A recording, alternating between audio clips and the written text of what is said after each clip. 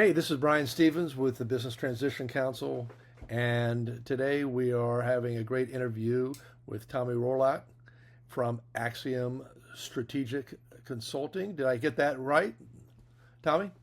You did. That is correct. Okay. Tell me a little bit about, we know each other from quite a while back, but give me the byline. What is Axiom Strategic Consulting? Give us an introduction of your organization. Yeah, so Brian, a lot of business owners, businesses that we work with that engage with Axiom, and likely a lot of the ones that you probably come in contact with, they're wearing too many hats. They're pulled in 100 different directions. As a result, they're experiencing cultural issues, accountability issues, financial challenges, poor margins, and employee attrition. Um, we would argue one of the most important things is the overall purpose of the business is likely lost. That's really where Axiom steps in.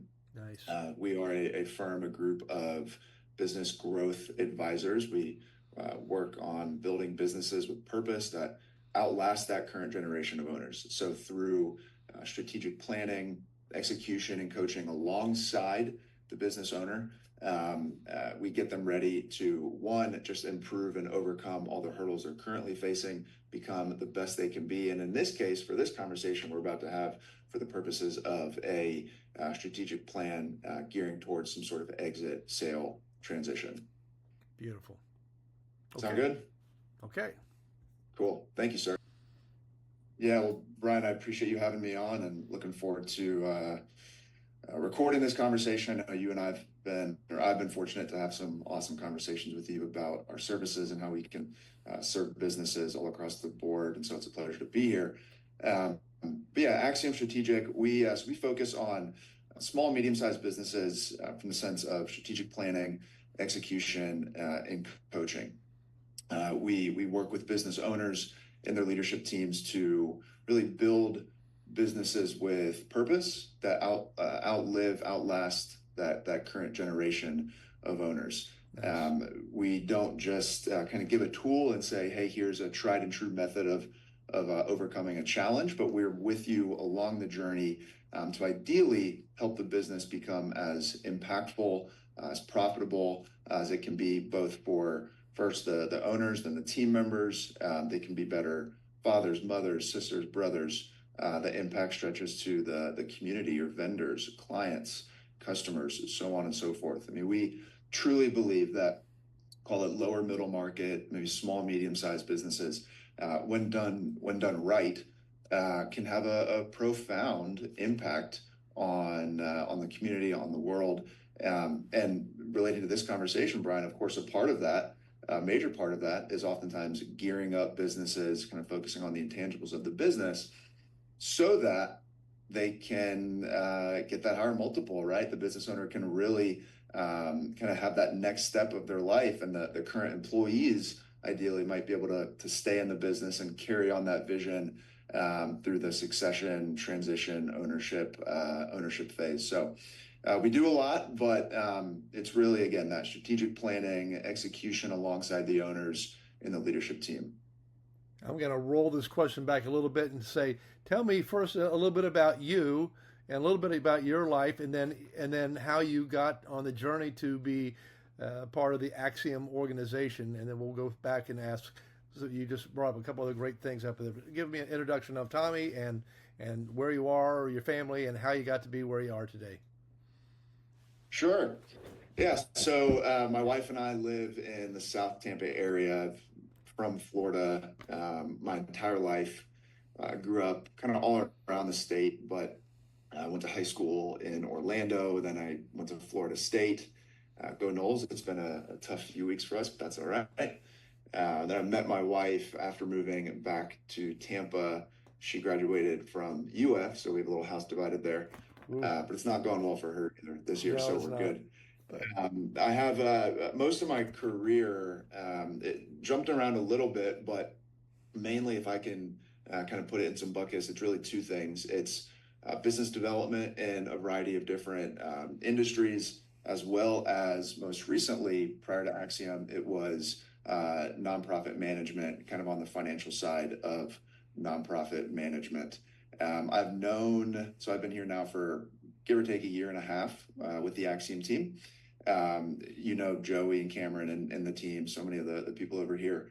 I've known about Axiom, or I knew about Axiom well before joining. Had just the utmost respect for the crew and the leadership and the work that the last year and a half, we get to do. And so it's been an absolute pleasure working with this team. Yeah, I've known Joey for quite a while. I think even well before you got involved. I know they don't just allow anybody in their organization, and you've got to have some heart, some brain, and some heart. Are very conscientious. You talk a lot about purpose and you all what you believe, but you're also pretty savvy. So you must have done something right besides go to FSU. So don't hold that against me. Well, I'm a Gator too, so like your wife, but I'm not bragging on my Gators this year. So I'm keeping a very humble profile. So that's right. Cool. So that's right. So business owners, I'm in the world of doing valuations and helping people when it's time for them to sell and pass on their businesses. And I don't know if everybody knows the statistics. We've talked about this. A large percentage of business owners get to the point in their life where they're ready to sell their business.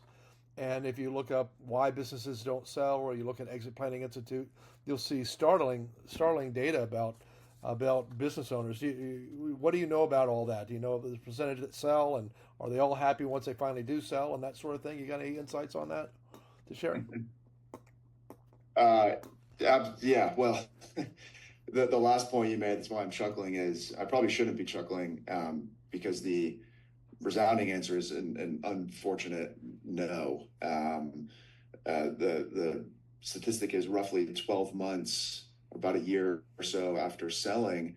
It's right around 3 out of every 4, about 75% of business owners are profoundly regretting that decision. And there's a lot that goes into that. I'd say and I'd love to hear what your additional thoughts on this, but the two main reasons truly are there's been a lack of preparation, both financially speaking and sometimes more importantly, mentally speaking, right? You've been either first, second, third, whatever generation owner for so long. And I know we'll get into some of the generational statistics here in a second. And all of a sudden you're no longer an owner, right? And you haven't done that mental, emotional preparation for what is next. Unfortunately, we see that a lot. However, that's part of what you guys do. That's part of what we get to do, which is a lot of fun when we kind of overcome some of these challenges that they think that they can just have this number and they can just have this very loose back of the napkin plan for what they're going to do afterward. But all of a sudden, financially, mentally, emotionally, things are not what they thought they would be. And they become that statistic of it's about 75% again of owners that profoundly do regret that decision. A couple of you asked more about statistics, Brian. A couple of the other key ones are 70 to 80% of small businesses that go to market don't even sell. And there's a lot to that. I think we'll get into that here in a moment. And then another one, and I'll pass it back to you, that I think is incredibly telling is that only about 30% of family-owned multi-generational businesses survive into that second generation. And I'm not actually on the top of my head aware of the third generation statistics. So if you know that, I would love to hear that from you. I'm sure you know that. I'd heard, and I get a lot of data from the Exit Planning Institute, but I'd heard it 10%. It gets down to the 10% of those businesses that started off with the second gen, and then third gen, they're gone. So very, very tough. Very tough. Yeah, that's unfortunately not surprising. Yeah, well, I mean, the actual business owner themselves have worked so hard to get to where they are, and sometimes the family members don't really appreciate all that hard work. They just know there's money coming in, but you still have to keep the wheels lubricated and the gas in the engine and the exterior waxed and shine. And if you just hope it's going to run forever without maintenance, and it doesn't do so well, and you all bring that superpower. I know that, Mhm. in my world, we look at businesses and we use the imaginary based on the reality that, you can have two businesses, both, let's say, making $10 million and netting an earning. We won't get into the detail of it, but or EBITDA or whatever, an earning of 500,000. And one could sell for four, five, or six times that number. And the other one could sit there and dormant until the owner gets sick and can't sell it. And there's so many different reasons why, but I think some of the magic and the superpowers that Axiom brings helps people get Mhm. more like the first case where it's valuable and people can see that it's transferable and they can replace the owner versus the other scenario, which is too sad because a lot of their wealth is tied up into the business potentially if they can sell it. So do you all have some superpowers that you all apply to business owners and some things you see that business owners are surprised by? Like, yeah, I think I need to fix this, but I didn't really realize it until I talked to Tommy or Joey or what have you. Sure. No, that's a great question. A lot of times it gets grossly oversimplified, uh, which is just an absolute fault on that individual when they just think it's strictly about a certain degree of financial performance, and then it depends on market demand. And from there, I have my number, and it's going to be I don't know, 4 to 8 month process, 6 month process, and we're going to be able to move on. And I'm not saying that can never be the case, but a vast majority of the time, really what they're looking at when you go to market, it's excuse me, it's a lot of different areas of the business that the excuse me, that the owners are not thinking about. So the 5 areas that we focus on, it's culture, leadership, operations, revenue generation, so sales, marketing, brand, and financial health and profitability. And every business owner, from the startup to the CEO of the Fortune 500, would say we val we value culture, we value healthy leadership, the next generation of leadership. Um, but how often is that actually being prioritized? How often are people actually gauging things like, do we have a values system? Do we have values that are being used for accountability, for driving behavior, for hiring and firing practices? Um, Within our culture, is there a sense of healthy communication and streamlined communication processes?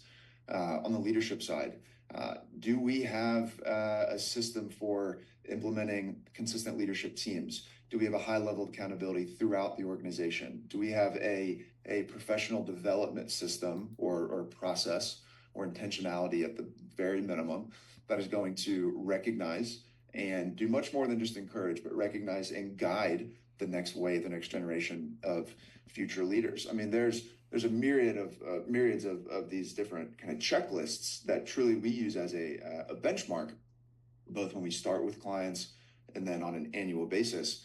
That a lot of people, back to your question, Brian, just don't. A lot of owners just don't see it as, they might see it as important, kind of conceptually in the business, but they do not see it as a determining factor when they go to market, and that is absolutely incorrect.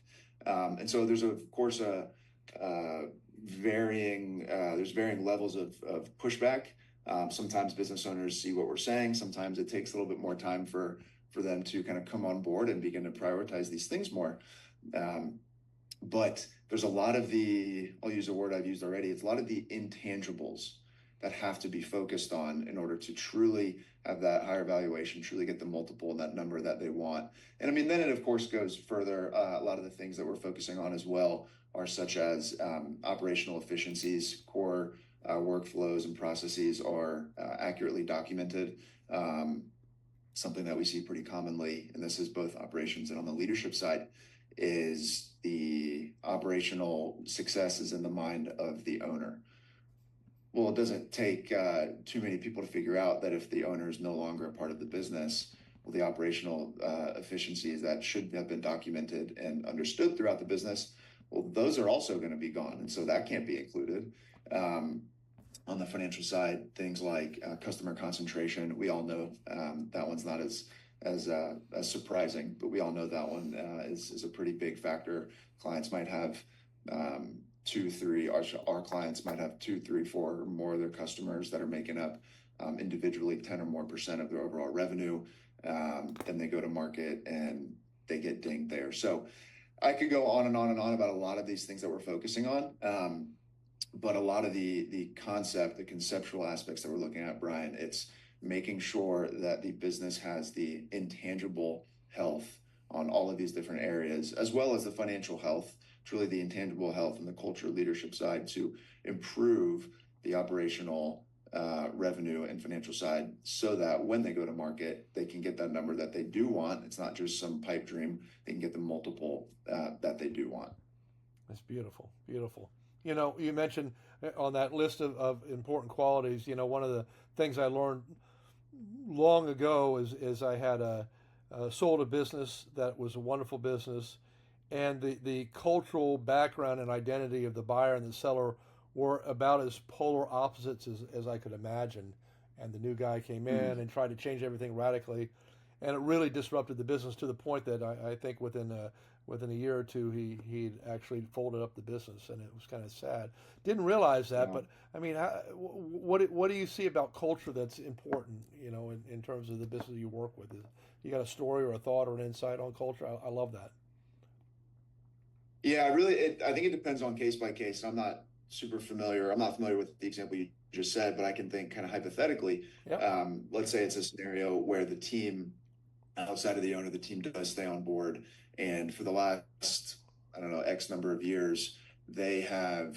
So in this hypothetical, if you follow me here, the initial owner who sold, they've been very intentional about lifting up the next generation of leaders, about having a culture that is based on values that are non-negotiable, a vision that everyone is working toward, a why, a purpose that everyone is working toward.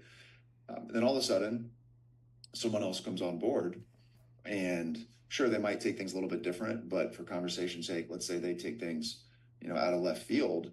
Well, of course, that's going to lead to I'll say employee attrition, or even not on the healthy sense, just people just up and leaving, especially with the millennial generations, where we're seeing that the millennial generation does on average jump jobs. I guess it's probably the brute way to word that. They jump jobs.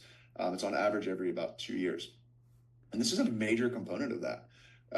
Ownership transition or not, the cultural aspect is a major component of that. If people don't feel attached to something, if they don't wake up and they're not able to sink their teeth into the vision, if they're not able to look around and point out when their team members have lived out certain values, if they know, this is a big one, if they know that they're going to be called out when they don't live out certain values, if those things are not there, whether or not the business owner wants to admit it, that's going to lead to people leaving.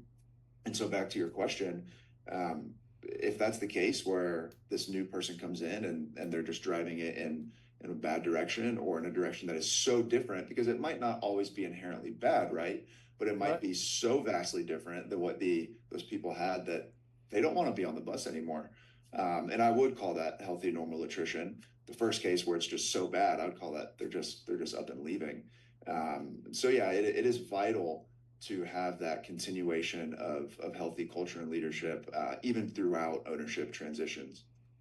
Yeah, and today, managing even the newest generation, I think we have more in common between all of us than we think, but still it's a different generation completely.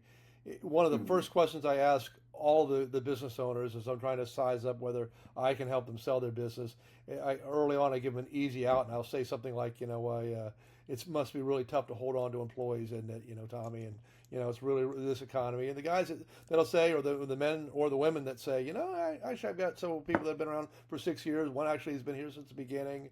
And we have a little bit of turnover, but we really remember their birthdays, and we celebrate their lives, and we find, we know everybody's had kids and stuff like that. The ones that really get involved in their lives, those business owners have radically different businesses than the ones that say this is an asset. I can't find anybody good. I'm going to get another person in here and turn and burn employees.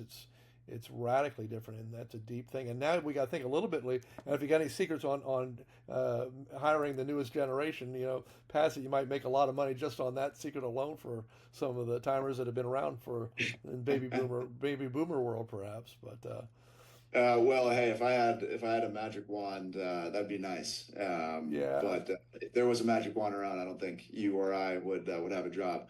But so there's not a necessarily a secret to that aspect, but a point that I truly cannot harp on enough, Brian, kind of maybe adjacent to what you're mentioning here sure.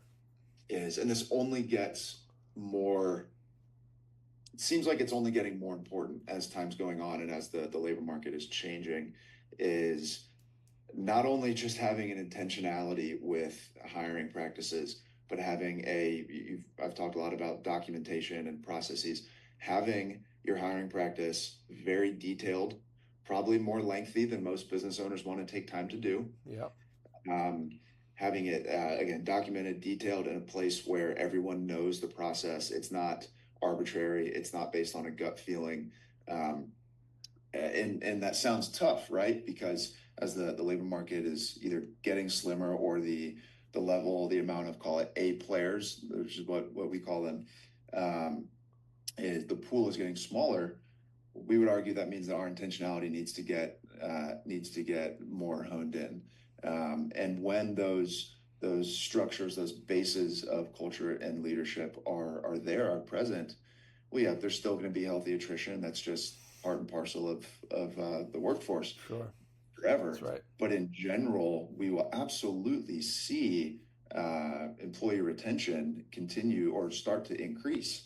Um, but when it's not focused on, that's why employee attrition numbers are continuing to increase. And again, especially with the younger generations. So again, I don't have a secret answer for you. I don't have a magic wand, but I will Okay. say, especially as time goes on, the level of depth that owners and their leadership teams must put into their hiring practices cannot be overstated. That's something that we spend a lot of time doing with our clients.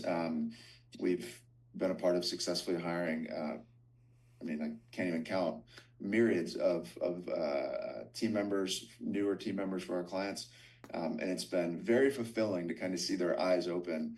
Call it 6 months, a year, 2, 3 years later, when they realize, like, okay, that's why you asked me to follow this process, and that's why you asked me to ask these specific questions and to Very run good. these tests and to take this time, because we got that person. That person is a superstar. But you're not going to get that if you don't take that intentionality. So that's what can't be overstated. Love it. Love it. Love it. And at the very end of the day, we're all just people, and I think still finding that way to communicate and be compassionate enough to try and understand what's important goes a long ways to retaining people and getting them to go maybe the extra mile sometimes out there. So, but that's a beautiful thing. I'm not going Yeah. to run this to be a super long video. We're going to try and keep it short. But I was wondering if you might have maybe a story with protecting the identities that would be kind of cool for people to think through, or an idea. And I'm wondering, as business owners will look at this video, or people who know business owners who look at this video, how does a business owner say, well, I think I'm doing pretty good, and until they go to sell and they realize there's all these challenges. Maybe either share a story or share, why should somebody reach out if they feel like, I'm getting by okay, 60 hours a week isn't that hard to work, and I'm making some money. Give me a little bit of wisdom Yeah. on what other people might hear from you that says, gosh, I ought to call up Tommy and the gang at Axiom and at least have a conversation and what I would hear. Sure. Well, one you said 60 hours a week. Um, I Truly, I'll die on this hill. I believe that there is no specific amount of time that indicates or equates to a successful business. Meaning, as far as the business owner, if they want to spend 80 hours a week, 100 hours a week, if they want to spend 4 out of 5 days playing golf and then answer emails maybe Friday morning, that is irrelevant. The only detail that matters is, does the business owner, and this, by the way, is very clearly one of those items that we're using as a benchmark, one Yep. of those boxes to check.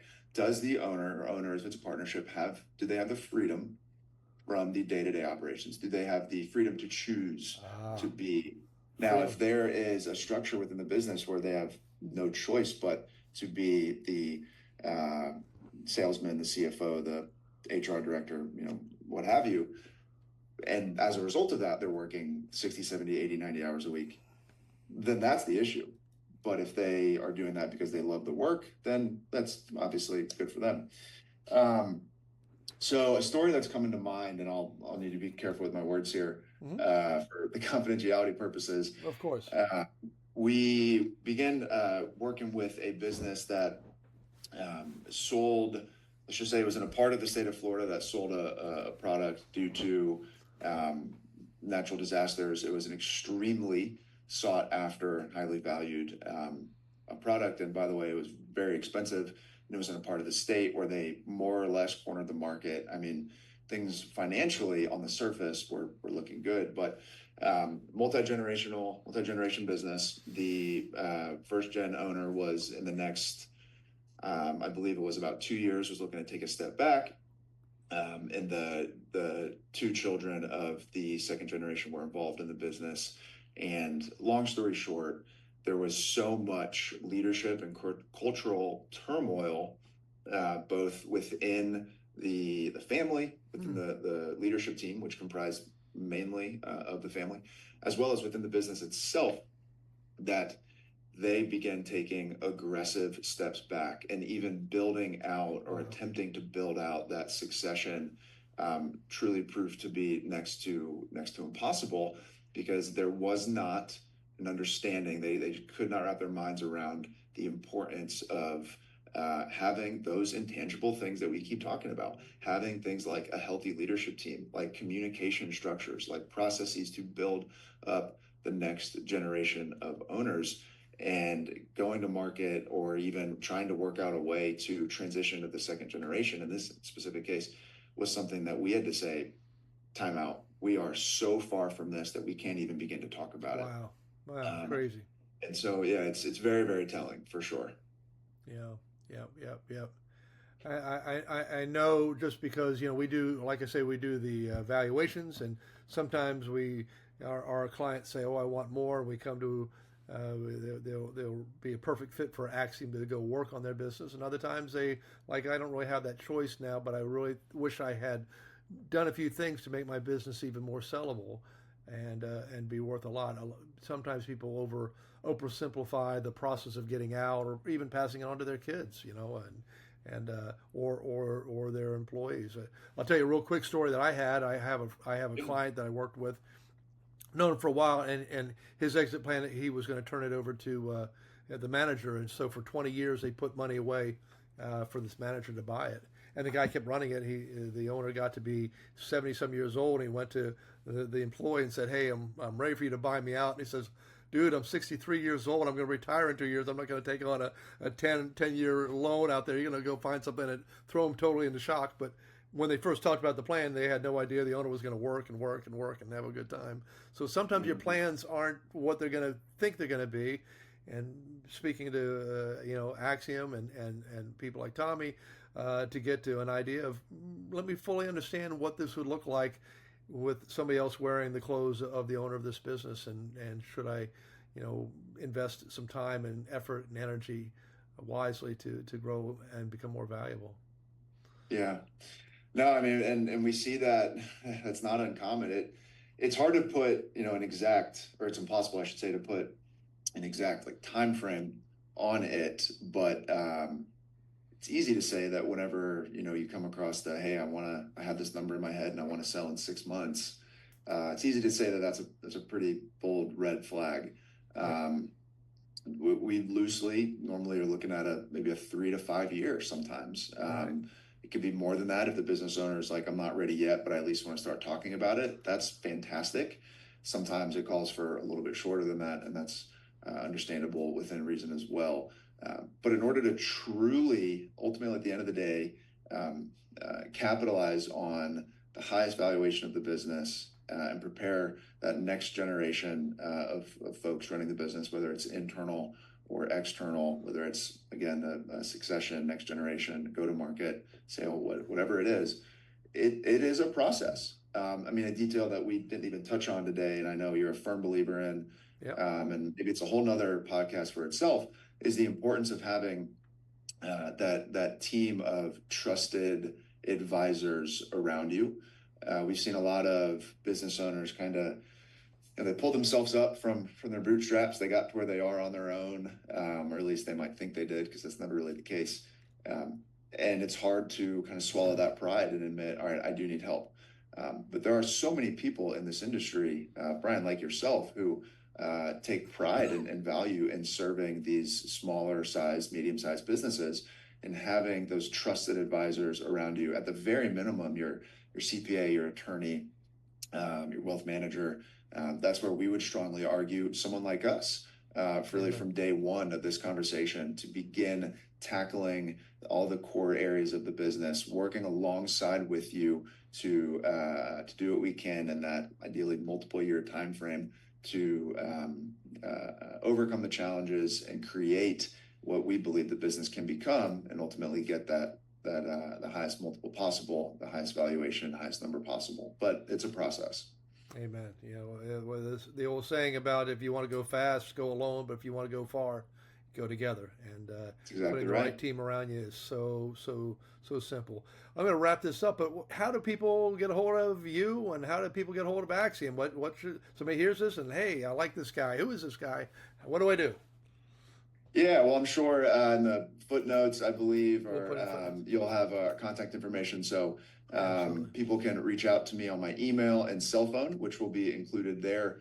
I'm a big call and text guy. I think that's just the easiest way to get a hold. So if anyone who sees this, hears this, watches this, you're more than welcome to touch base with me with any questions at all, any thoughts, just want to have a conversation, learn more about Axiom. Any FSU fans who want to commiserate about our season so far, feel free to reach out. But I'm sure, Brian, you'll include our website as well. But folks can reach out to us at Axiom. That is AXIOM Strategic.com. So that's AXIOM STRATEGIC.com. AxiomStrategic.com. I got it in my head now. So anybody else? We'll put it in the footnotes. Tommy, thank you so much. And we have a lot more to share, but we're trying to keep the attention span and the busy schedules down to this time period. Thank you for listening, and reach out to us. And this is Brian Stevens with the Legacy Venture Group. You can reach us at lvgadvisors.com. And then probably also really important, if you forget all that, the Business Transition Council is made up by incredible people like Tommy, like myself, and like so many on there. And it's a really easy one. B like in business, T like in transition, C like in council, btctampa.com. And you'll find all of us on there and a whole lot of other superstars. Thank you very much for listening. Take care. Bye-bye.